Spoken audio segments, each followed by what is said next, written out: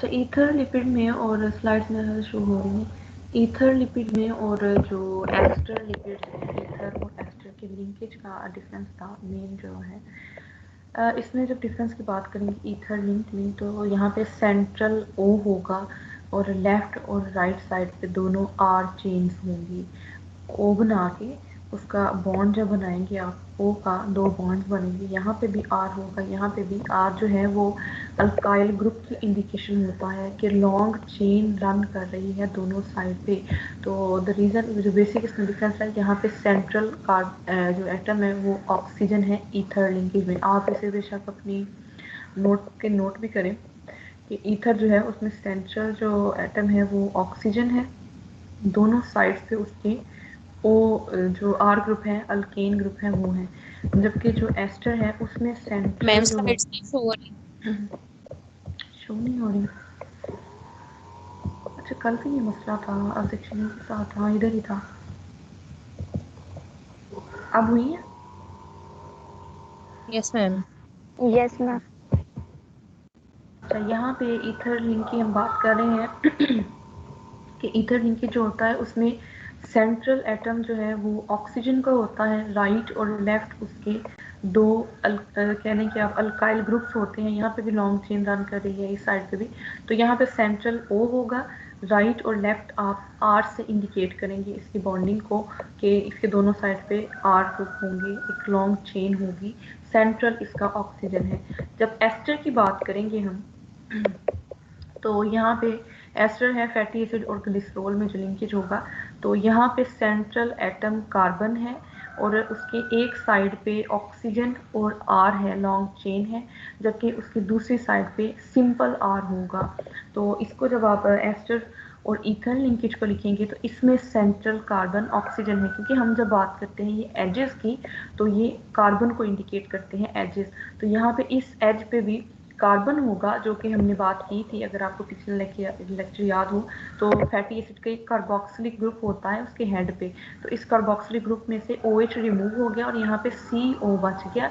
ये जो CO बचा है उसने ग्लिसरॉल के साथ बॉन्डिंग बनाई, तो इस वजह से यहाँ पे ये सेंट्रल हमारा C है, उसकी एक साइड पे O और R है और दूसरी साइड पे उसका R चेन है। तो ये इसका सिंपल सा एक डिफरेंस है कि इसमें सेंट्रल कार्बन होता है, जबकि जो हमारा ईथर लिंकेज होता है उसमें सेंट्रल जो है वो ऑक्सीजन होता है। इसके अलावा कोई मसला? ओके, डिस्क्रिप्शन है। डिस्क्रिप्शन में ये है कि इसमें स्ट्रक्चर का तो इतना नहीं है, खैर इसमें जो मेन लिखा हुआ है उसका ये है कि ये क्लीवेज वगैरह से लाइपेजेस, फास्फो लाइपेजेस से प्रिवेंट करता है कि जो बॉन्ड डिज़ोल्व हो जाते हैं, लाइपेजेस लिपिड डिज़ोल्विंग एंजाइम होते हैं, तो एस्टर रेडिली डिज़ोल्व हो जाता है, जबकि ईथर लिंकेज जो है वो थोड़ा स्टेबल होता है, तो स्टेबिलिटी की वजह से इसको इसमें कंसीडर किया जाता है। इसकी मैं ना एस्टर और ईथर लिंकेज की तस्वीर शेयर कर दूँगी ग्रुप में, ताकि आपको जो अगर प्रॉब्लम है तो वो आपकी क्लियर हो जाएगी अभी इस लेक्चर के बाद। वैसे आपका इसमें जो है क्लियर हो ही गया है कि सेंट्रल इसमें कार्बन है और ईथर में ऑक्सीजन का सेंट्रल एटम है। तो ये हमारा कल का था। स्फिंगोलिपिड्स स्टार्ट करें फिर आज? Yes ma'am. अच्छा, स्फिंगोलिपिड्स जो हैं उसकी 3 क्लासेस हम देखेंगे आज। तो स्फिंगोलिपिड्स हमने कल जैसे बात की थी in the very first slide, कि बैकबोन 2 तरह की होती हैं, एक ग्लिसरॉल मतलब अल्कोहल से हो सकते हैं, दूसरे स्फिंगोसीन हो सकते हैं। तो अब स्फिंगोलिपिड्स हम पढ़ेंगे, तो चूँकि स्फिंगोलिपिड्स हैं तो उसमें बैकबोन स्फिंगोसीन की होगी, एक उसमें फैटी एसिड होगा, और जो फॉस्फेट ग्रुप या कोलिन है यहाँ पे वेरिएबिलिटी आएगी, यहाँ पे चेंज आएगा तो उसका नाम चेंज होगा। ये एक जनरल सा इसका फॉर्मूला है, इसको हम आगे इजी भी हैं और इंटरेस्टिंग भी हैं। Sphingolipids classes, there are 3 subclasses of sphingolipids which are all derivatives of ceramide but differ in their head groups. These are sphingomyelins, neutral या uncharged glycosphingolipids एंड गैंग्लियोसाइड्स। ये 3 तरह के होते हैं स्फिंगोलिपिड्स की क्लासेस। और यहाँ पे बात की गई है these are all derivatives of ceramide, कि सिरामाइड के सारे डेरिवेटिव्स हैं। तो सिरामाइड क्या है उसका स्ट्रक्चर हम देखते हैं। Sphingosine is an 18-carbon monounsaturated alcohol containing an amino group। ये स्फिंगोसीन का स्ट्रक्चर है जो हमने कहा कि बैकबोन है। तो ये 18 कार्बन है और मोनो अनसैचुरेटेड अल्कोहल है। मोनो अनसैचुरेटेड क्यों? क्योंकि इसमें एक अनसैचुरेटेड या एक डबल बॉन्ड प्रेजेंट है, इसलिए ये मोनो अनसैचुरेटेड है। अल्कोहल ग्रुप है क्योंकि इसमें OH ग्रुप अटैच है। Containing N amino group, carbon number 2 पे इस पे अमाइनो ग्रुप अटैच है और ये 18 कार्बन है। जैसे ये 12 कार्बन है, 13, 14, 15, 16, 17 और 18 कार्बन मोनो अनसैचुरेटेड, एक इसमें अनसैचुरेशन है, अल्कोहल कंटेनिंग अमाइनो ग्रुप। ठीक है, ये हमारा स्फिंगोसीन के मॉलिक्यूल का स्ट्रक्चर है। A long chain of fatty acids 22 to 26 is attached to sphingosine at its amino group, forming what is called ceramide। यहाँ पे एक फैटी एसिड अटैच होता है जिसकी लेंथ 22 से 26 तक हो सकती है। उस फैटी एसिड की बेस पे फैटी एसिड को और स्फिंगोसीन को कलेक्टिवली हम कह रहे होते हैं कि ये सिरामाइड है। यहाँ पे अगर हम देखें दिस स्फिंगोलिपिड्स, तो यहाँ पे स्फिंगोसीन है और फैटी एसिड है, इन दोनों को कलेक्टिवली हम कहेंगे कि ये सिरामाइड है, एक्सक्लूडिंग द फॉस्फेट और कोलिन। तो इन चीज़ों को रिमूव करके कोई सब्स्टिट्यूएंट जब अटैच ना हो तो उसके बगैर हम अपनी स्फिंगोसीन को with the fatty acid long chain हम कहते हैं कि ये सिरामाइड है। The ceramide is sphingosine fatty acid complex. यहाँ तक बात क्लियर हो गई कि स्फिंगोसीन एक 18 कार्बन है, मोनो अनसैचुरेटेड है, अल्कोहल कंटेनिंग अमाइनो ग्रुप है, जिसके अमाइनो रेजिड्यू के साथ फैटी एसिड की चेन अटैच होती है जो कि 22 से 26 तक हो सकती है। इस पे फैटी एसिड चेन होती है और स्फिंगोसीन, इन दोनों को कलेक्टिवली हम कहते हैं कि ये सिरामाइड है। यहाँ पे हमने बात की कि there are 3 subclasses of sphingolipids which are all derivatives of ceramide but differ in their head group। ये सारे सिरामाइड के डेरिवेटिव हैं और हेड ग्रुप इनमें डिफर है। मतलब ये जो ग्रुप है, जैसे कि ये हमारा स्फिंगोसीन की एक बैकबोन जा रही है, जैसे कि मैं यहाँ पे आपको दिखाती हूँ ताकि आपको कन्फ्यूजन ना हो।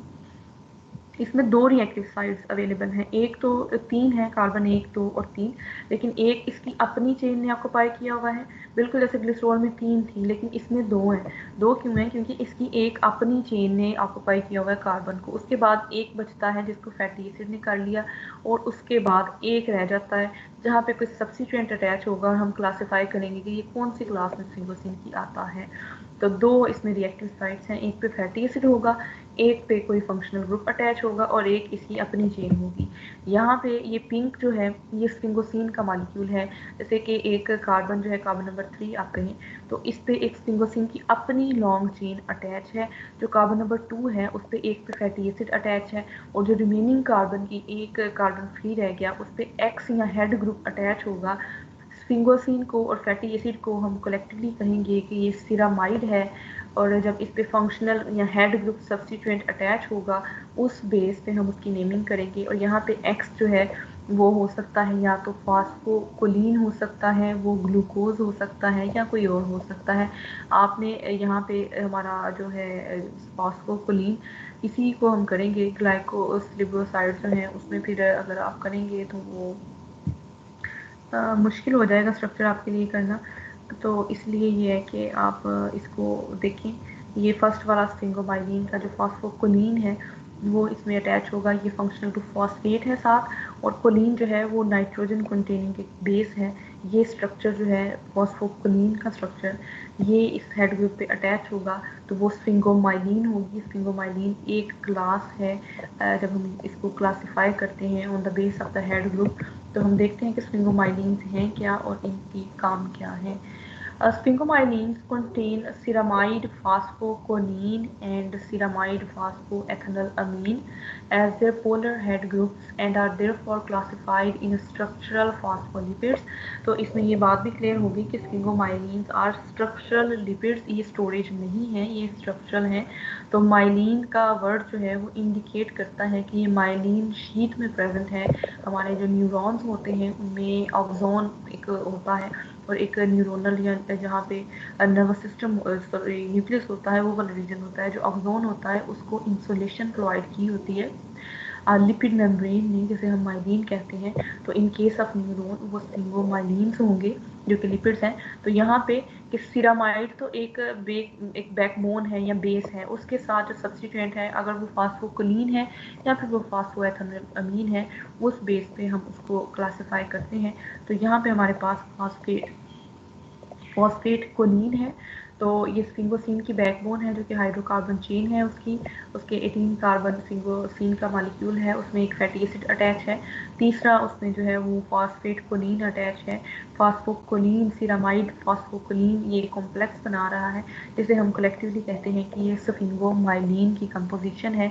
यहाँ पे ये हमारा फर्स्ट वाला जो है A2 जिसे इंडिकेट किया हुआ है, आप इसे A2 वगैरह ना इंडिकेट करें, ये जनरल सिंपल ये है कि 12 13 14 15, ये जो 15 वाले कार्बन की चेन है, हाइड्रोकार्बन चेन है, ये हमारे स्फिंगोसिन की बैकबोन है। ये एल शेप जो है वो स्फिंगोसिन की बैकबोन है। दूसरा जो अमाइनो रेजिड्यू है, वहाँ पे हमारा फैटी एसिड की लॉन्ग चेन अटैच है। यहाँ पे 16 17 और 18 यहाँ पे 18 कार्बन चेन है फैटी एसिड्स की। उसके अलावा जो थर्ड वाला कार्बन है वहाँ पे एक फॉस्फेट है और कोलिन है, तो फास्फोकोलिन है। ये पूरा स्ट्रक्चर जो है स्फिंगोमाइलिन का सिरामाइड फास्फोकोलिन स्ट्रक्चर है, या ये फास्फोएथेनॉल अमीन हो सकता है, जो भी इस पे फंक्शनल या सब्स्टिट्यूएंट अटैच हो, तो ये स्फिंगोमाइलिन का स्ट्रक्चर होगा। फंक्शन इसके क्या है कि sphingomyelins are present in the plasma membranes of animal cells, blood cells, and are especially prominent in myelins, a membranous sheath that surrounds and insulates the axons of some neurons, thus the name sphingomyelins। तो माइलिन्स हैं और ये structural lipids हैं, इस वजह से ये plasma membrane में प्रेजेंट होंगे, एनिमल सेल में, ब्लड सेल में होंगे, और जो प्रोमिनेंस इसकी होती है वो माइलिन में होती है। माइलिन शीथ जो कि हमारे ऑक्सोन को इंसुलेट करती है इन न्यूरॉन, तो वो जो ऑक्सोन की शीथ होती है वो बेसिकली होती है स्फिंगोमाइलिन्स की, जो कि लिपिड हैं। वो सिरामाइड फास्फोकोलिन लिपिड हो सकते हैं, वो सिरामाइड फास्फोएथेनॉल अमीन हो सकते हैं, जिनमें बैकबोन ग्लिसरॉल की नहीं होती, बैकबोन इनमें स्फिंगोसिन की होती है। तो ये इसका स्ट्रक्चर है स्फिंगोमाइलिन्स का। इसके बाद दूसरी क्लास है glycosphingolipids.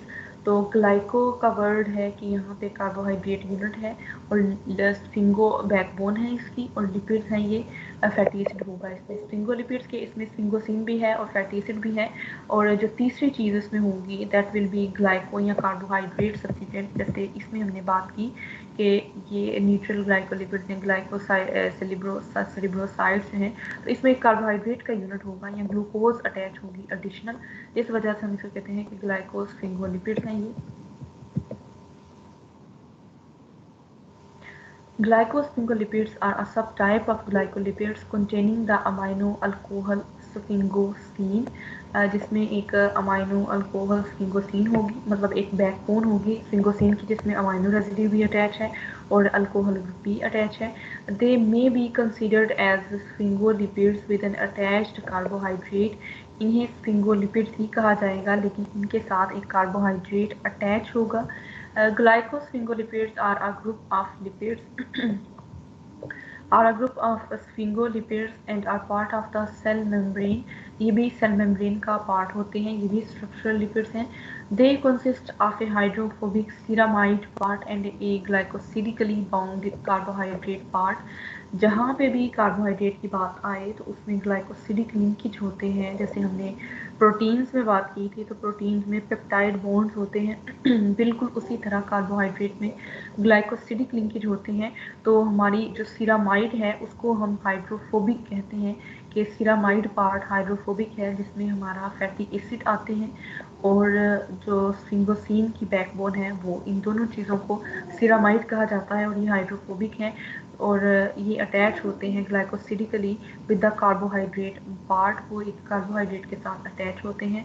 This oligosaccharide content remains on the outside of the cell membrane where it is important for biological processes such as cell adhesion and cell to cell interaction।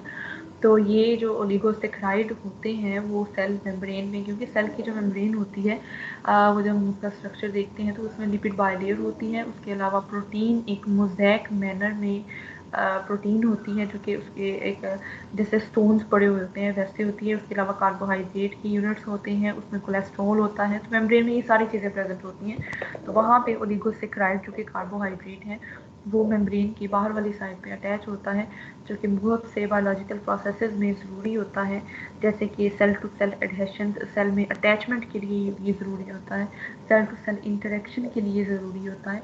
तो ग्लाइकोस्फिंगोलिपिड्स जो हैं वो सेल मेम्ब्रेन में present होते हैं as a structural component. तीसरा जो इसका है वो है गैंग्लियोसाइड्स। इसमें भी बैकबोन जो है वो उसी की होगी, सिरामाइड की ही बैकबोन होगी, स्फिंगोसिन की होगी।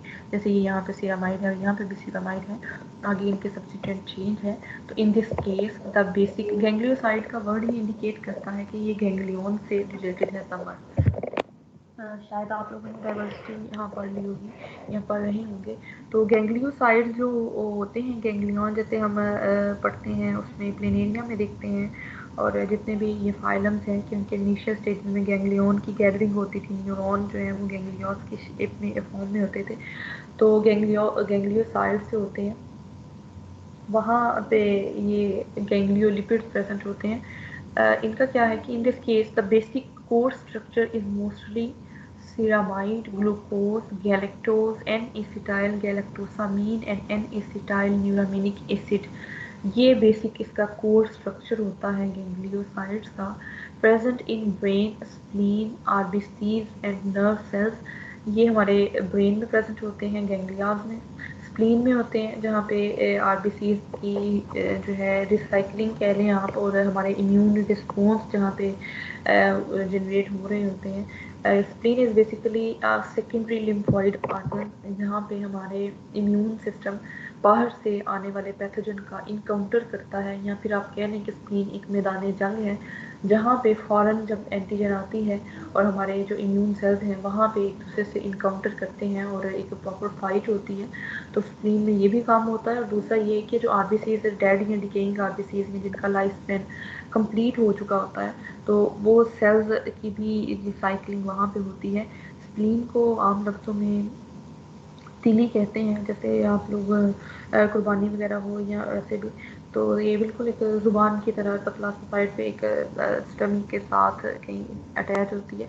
तो ये तो खैर हमारा टॉपिक नहीं है, लेकिन स्प्लीन जो है बेसिकली उसको आम लोग में तिली कहते हैं। और यहाँ पे एक इनकाउंटर होता है, सेकेंडरी लिम्फॉइड आर्गन भी है ये, और यहाँ पे आरबीसीज की रिसाइकलिंग भी होती है।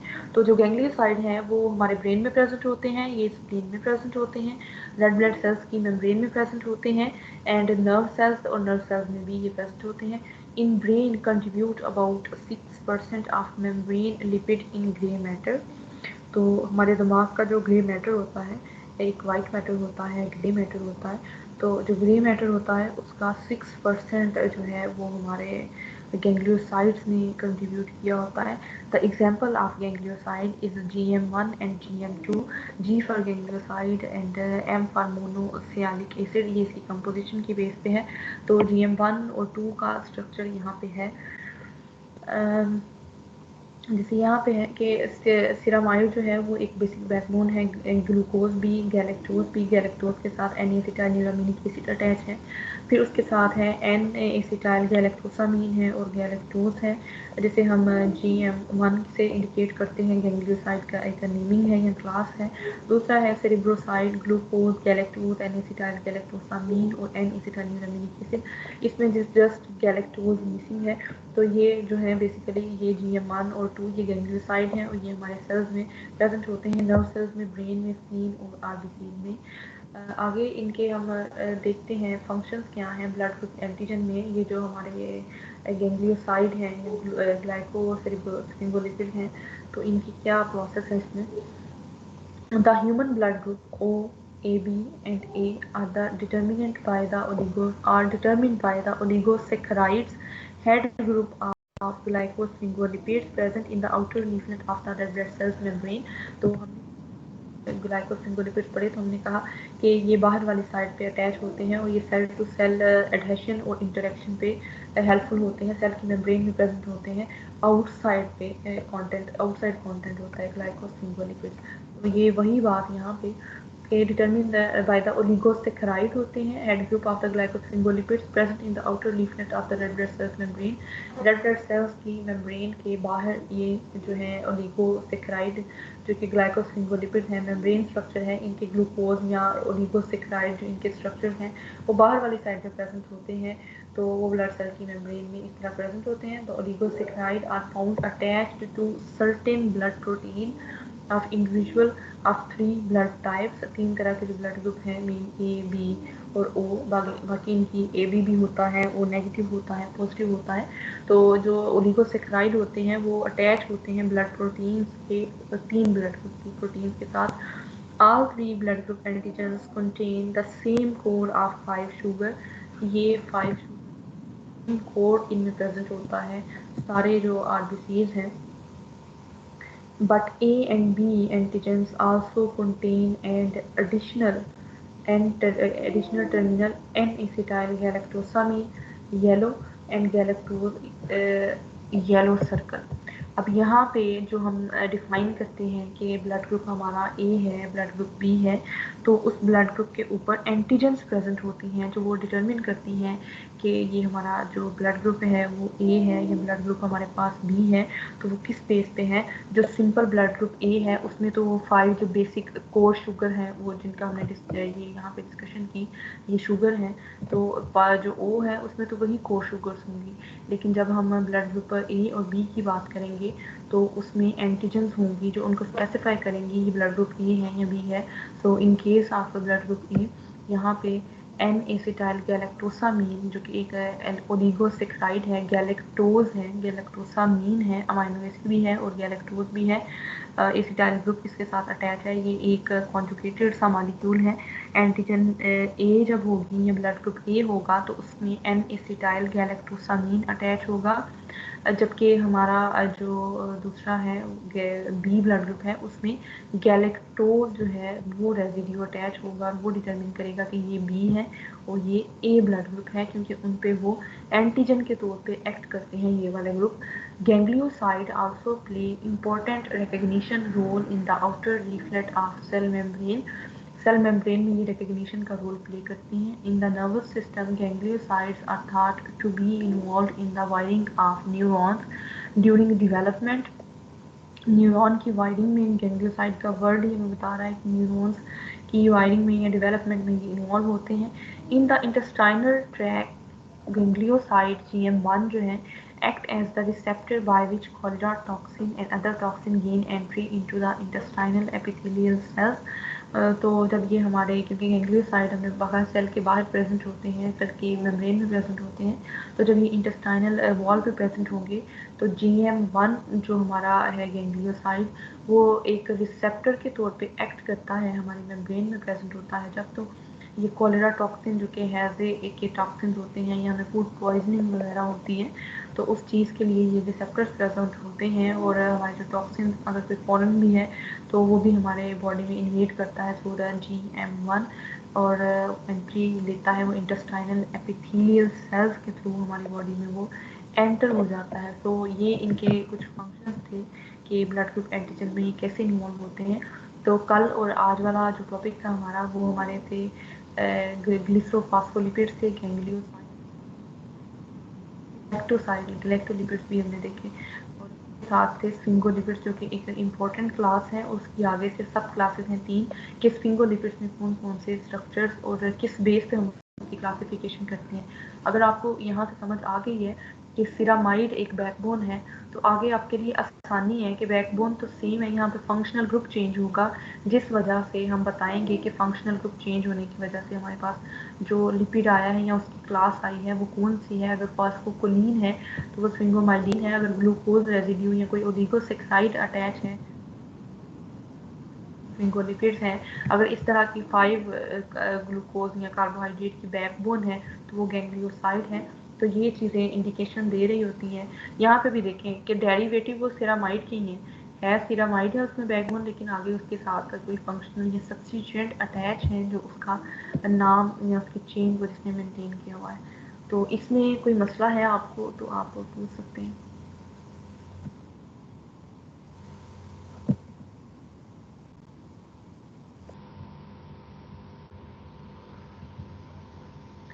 क्लास टेस्ट मैं कह रही थी कि आप कमिंग जो वीक है उसमें अपना क्विज प्लान करें 10 मार्क्स के MCQs.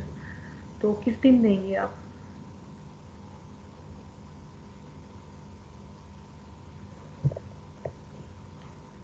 Are you there anyone? कोई बच्चा अपना माइक ऑन करे। सिया ही कर ले, आमना है तो। नेक्स्ट वीक में तो हमारी बहुत सारी प्रेजेंटेशन और क्विजेस भी हैं और असाइनमेंट्स भी हैं। तो फिर उसके बाद तो मिनट्स आ जाएंगे आप लोगों के। आ जाएंगे मेरे। जैसे आपको फिजिबल लगे, अगर आप चाह रहे हैं कि आप लोगों की थोड़ी प्रिपरेशन हो जाए, तो एमसीक्यूज का अगर आप देना चाह रहे हैं टेस्ट, तो कर लेते हैं कि वो जो हमारा प्रीवियस था अमाइनो एसिड्स और प्रोटीन तक था एमसीक्यूज, वो वाला ही टॉपिक रहने देते हैं और आगे आप इंजाइम्स वाला कर लें। हाँ, इंजाइम्स वाला कर लें, उसमें इलेक्ट्रोफोरेसिस वगैरह कुछ ना करें, कॉलम क्रोमेटोग्राफी, आइसोइलेक्ट्रिक फोकसिंग ये भी नहीं, जस्ट इंजाइम्स जो हैं वो और पिछला जो प्रोटीन है वहाँ तक। तो अगर ये कमिंग वीक में आप लोगों का है डिसाइड होता है तो वो करें, अदरवाइज़ फिर मिड के बाद ज़्यादा लेट हो जाएगा। मुझे था अगर आप कोई फिजिबल डेट देख के कमिंग वीक में बता देते। तो चले आप मैम म्यूचुअली क्लास डिस्कस करें।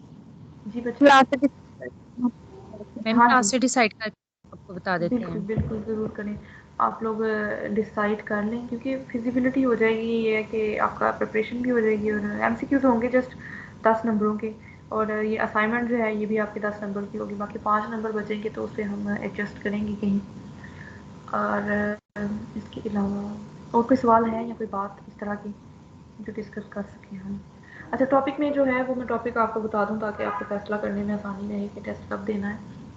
उसमें वही है, अमाइनो एसिड जो प्रोटीन वगैरह हमने देखे थे सारे अमाइनो एसिड की क्लासिफिकेशन और उसके पोलर हैं वो या क्या उनकी प्रॉपर्टीज़ हैं वो है उनका। और उसके बाद उसका है प्राइमरी सेकेंडरी टर्शियरी स्ट्रक्चर है प्रोटीन का, एमसीक्यूज होंगे। और उसके बाद जो है वो है इंजाइम्स होंगे। तो इंजाइम्स वाला तो सारा स्लाइड से ही है, पहले वाला थोड़ा ये था कि हमें तब आइडिया नहीं था, आप लोगों ने शेयर नहीं की थी ये बात मुझसे कि आप लोगों को प्रॉब्लम होती है। मैम सारा प्रोटीन पोर्शन होगा 10 मार्क्स के एमसीक्यूज में। हाँ जी, प्रोटीन पोर्शन और एंजाइम्स, सारा protein okay ma'am. Excluding column chromatography, iso electric focusing और इलेक्ट्रोफोरेसिस, इन तीनों को आप निकाल के सारा ही होगा एंजाइम्स तक। Okay ma'am. ठीक है, आप फिर ये डिसाइड करके मुझे बता दें। और उसके बाद हम अटेंडेंस ले लें फिर, अगर किसी को कोई और इशू नहीं है तो। मैम अगर ट्यूसडे पॉसिबल है तो हम ट्यूसडे को दे दें। हाँ, यस ट्यूसडे को मैम। दे दें, बिल्कुल ट्यूसडे को दे दें। फाइनल डेट आप कर लें डिसाइड, फिर ये है कि मुझे आमना या टेक्स्ट कर देंगी या ग्रुप में आप लोग फाइनल डेट बता दीजिएगा, हम उसके अकॉर्डिंग स्केड्यूल करेंगे अपना टेस्ट। जी, तो अटेंडेंस ले लेते हैं फिर। Roll number 2। प्रेजेंट है मैम वो। Okay, 3 6 present. 8 Present, ma'am. Roll number 9। 8. जी जी ठीक। 9। Present, ma'am. 9. Present. Okay. 11। Present, ma'am. 12। Present, ma'am. 13। Present, ma'am. 14। Present. 15। Zenith। 16। 16. Present. Okay. 17। Present, ma'am. 17. Okay. 16 को ऐसा लगता है कि जैसे रोज़ा लगा हुआ हो। 18 कोमल। Present, ma'am. 18. 20 सरवत बतूल। Present, ma'am. 21 सहर जबीन, सहर Jabeen. Present, ma'am. Present, ma'am. अच्छा, आप कल नहीं थी ना आप? Yes, ma'am. कल नहीं थी. चलिए ठीक है। 22 Mariam Shahbaz. Present, ma'am. 24 Sonia Ijaz. Okay. 25 Present, ma'am. 25. Simab का क्या मतलब होता है? मैम पाड़ा भी होता है और चांदी। 26 Anika. Present ma'am. 26. 27 Hanan. Present. Hanan वैसे लड़कों का नाम होता है मोस्टली। 28 अनीजा। 28 present. 29 निदा करामत। Present. Present. जी जी ठीक। 30 शिजा रियाज। Present ma'am. शिजा प्रेजेंट है। जी ma'am. Okay. 32 Laiba. Present. 33 Tayyaba Yaqoob. Present. 34 Faria Naveed.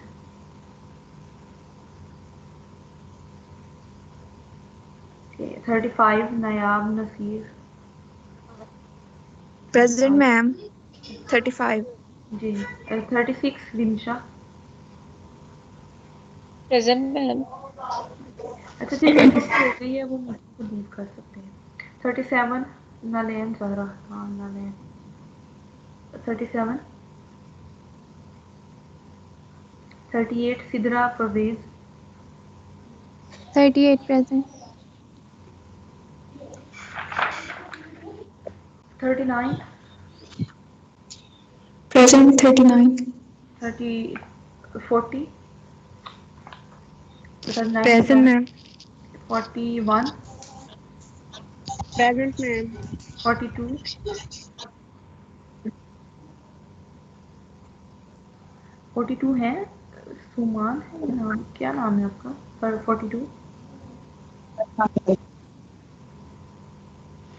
42 present है। आवाज उनको नहीं आ रही लेकिन वो प्रेजेंट है। 43 उम्मे इमन। Present की आवाज आ रही है आपको? जी ठीक। Mummy 43 ma'am 43 present. 43 okay. 44 Huma. Present. 45 Present. 46 Present. 47 Present. 48 Present. 49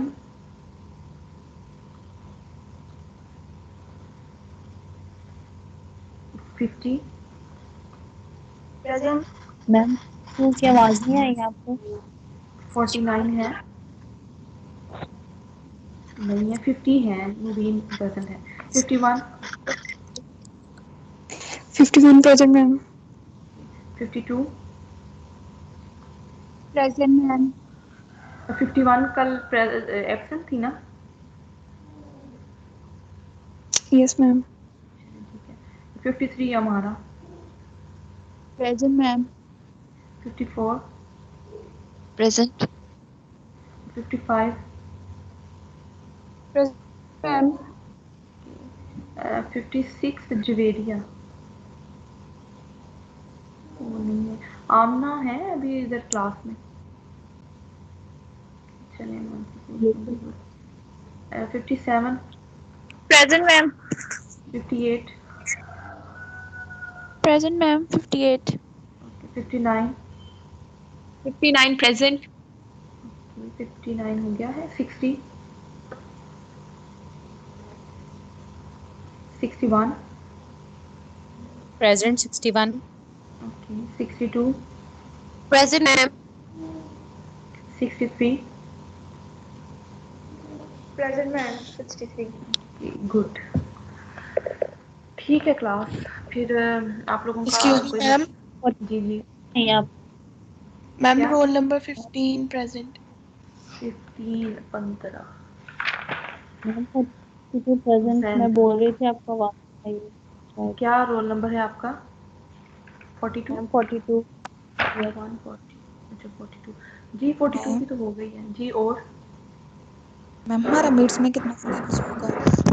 midst में आपका सिलेबस लिपिड तक का होगा। ये आपका कल वाला लेक्चर होगा। हाँ कल वाला और उससे आगे है थोड़ा, या शायद कल ही मैं उसका टैप अप करवा दूँ। कल तक होगा आपका। लिपिड्स होंगे, प्रोटीन्स और lipids. Ma'am roll number 34 present. Okay, और Number 37.